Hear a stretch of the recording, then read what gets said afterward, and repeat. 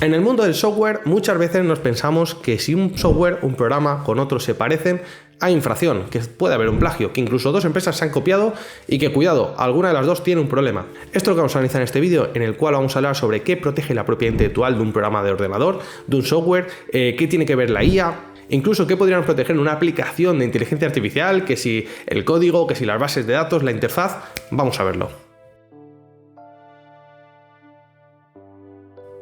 Si te dedicas al mundo del software o al mundo de los programas de ordenador, ¿vale? Te digo programas de ordenador porque es como se refiere la ley de propiedad intelectual en España, es decir, hablamos en general de software, pero programas de ordenador, ¿vale? ¿Por qué? Porque la ley de propiedad intelectual nos protege por un lado los programas de ordenador y por otro lado las bases de datos. Voy a hablar de cuándo hay plagio, por qué muchas veces nos encontramos diferentes programas que son prácticamente idénticos, casi mismas interfaces, todo igual, pero no hay plagio, ¿vale? Y también vamos a hablar de cómo podemos enfocarlo con el tema de la inteligencia artificial. ¿Qué va a suceder cuando haya diferentes IAs que hagan lo mismo y que prácticamente estén utilizando mismos contenidos o que parezca que el entrenamiento ha sido parecido, ¿vale? Es decir, nos dan soluciones tan parecidas que da la impresión de que lo que hay ahí detrás, recuerda, siempre hablo de que falta transparencia, pero lo que hay ahí detrás parece ser lo mismo.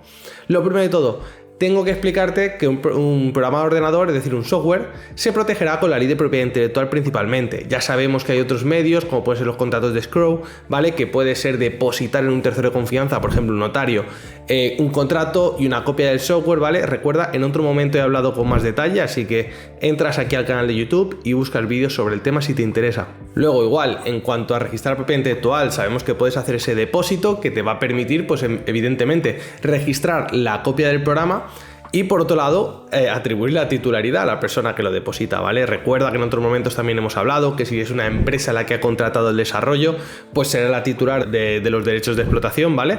Evidentemente, quien lo ha desarrollado será quien tenga los derechos morales, pero la explotación le pertenecerá a quien ha hecho el encargo, ¿vale? Ya sea una empresa, ya sea un particular, entiéndelo, ¿vale?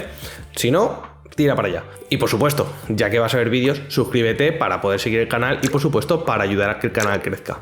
Hablando de software, tenemos que hablar de que la idea de un programa, es decir, la finalidad con la que se crea un programa o para el uso que va a tener, no podemos proteger la idea en sí. Recuerda que los conceptos, las ideas en abstracto no se protegen por la ley de propiedad intelectual, lo que se protege es el procedimiento, es el resultado de trabajar sobre una idea. Es decir, si yo tengo la idea de que, por ejemplo, un software se convierta, por ejemplo, en un CRM y me permita gestionar un negocio, sea el que sea, esta idea, una vez la hemos convertido en un software, en un programa, evidentemente va a tener protección. Va a tener protección el programa de ordenador, es decir, lo que es la parte del software. Pero tenemos que tener en cuenta que el lenguaje del código no se protege, es decir, el Java, Python, los lenguajes no se pueden proteger. Es igual que cuando registramos un libro, no estamos registrando las palabras. Y con esto me acuerdo un youtuber que en su día dijo que había registrado el diccionario o todo el vocabulario español o de feminismo, etcétera, y que ya no se podía utilizar. Eso era todo broma y simplemente se viralizó en todo el tema. Quiere decir que el código en sí podemos protegerlo. ¿Por qué? Porque protegemos el programa, pero no protegeremos el lenguaje de programación, ¿vale? Quiere decir que si otro competidor en otro software utiliza el mismo lenguaje de programación para un software con la misma finalidad, no podemos decir que hay plagio, porque el lenguaje se puede seguir utilizando, no podemos monopolizarlo, ¿vale? Y evidentemente la idea, como te he dicho, tampoco podemos monopolizarla. Lo que sí monopolizaremos es el software en sí, es decir, que se haya hecho el mismo código, ¿vale?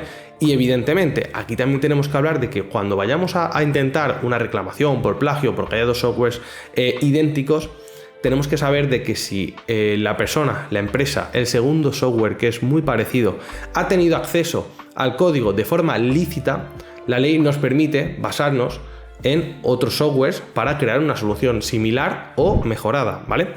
Esto sin tener acceso ilícito, es decir, si te hemos robado el software o a través de un trabajador o de un programador que ha trabajado en el proyecto, yo me he llevado la información, todos los datos, las bases de datos, todo el código y luego lo he desarrollado por otro lado por mi cuenta, ahí cuidado sí, porque ahí sí que tenemos una infracción de propiedad intelectual e incluso podemos también hablar de competencia desleal, ¿vale? Recuerda que si hablamos a nivel judicial, procedimientos, no vamos a pedir las dos cosas a la vez, sino que dependerá si vamos por la infracción de propiedad intelectual o si queremos utilizar la estrategia de la competencia desleal, ¿vale? Pero si unos hechos se condenan por infracción, no se van a condenar igualmente por competencia desleal, ¿vale? Recuerda que acumulativamente no vamos a hacer eso en cuanto a un procedimiento judicial. Nada, no me pongo más técnico a nivel procesal, vuelvo al tema.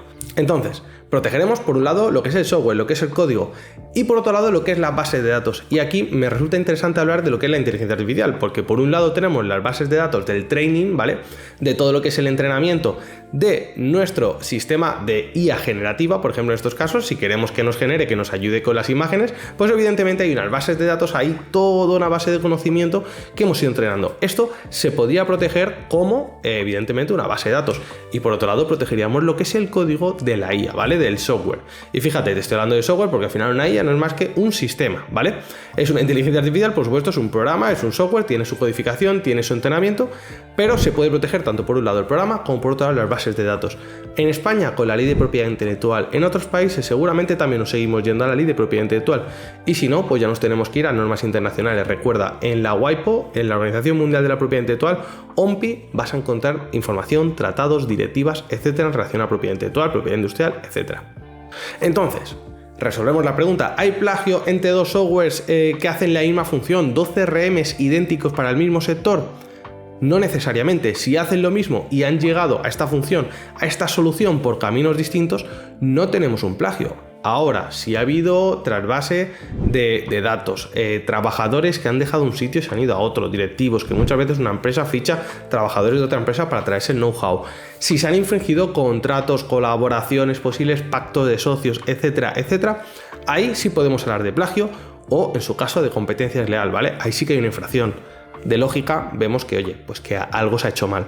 Pero sí, analizando lo que hay en el mercado, hemos desarrollado otro software, evidentemente aquí no ha habido un contacto, o podemos decir que se ha hecho de forma lícita, pues no hay plagio, aunque hagan lo mismo, aunque sean idénticos y las interfaces sean parecidas.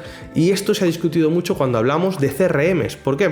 Porque los programas que son software as a service, ¿vale? Los SaaS, normalmente si tienen una función técnica o una finalidad o la gestión del negocio, o tienen que tener una apariencia de tablas o una apariencia de formularios, etcétera, etcétera, pues evidentemente la interfaz muchas veces tiene que ser muy parecida.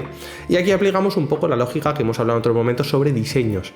Es decir, si una red social tiene que tener, o un programa tiene que tener ciertos menús, ciertas opciones, y normalmente es tendencia que se ponga en la parte izquierda o en la parte derecha o en la parte baja, ¿vale? Como hacen ahora los sistemas operativos, pues es normal que muchas veces las interfaces, lo visual, se parezca. Entonces, ¿hablaremos de plagio también?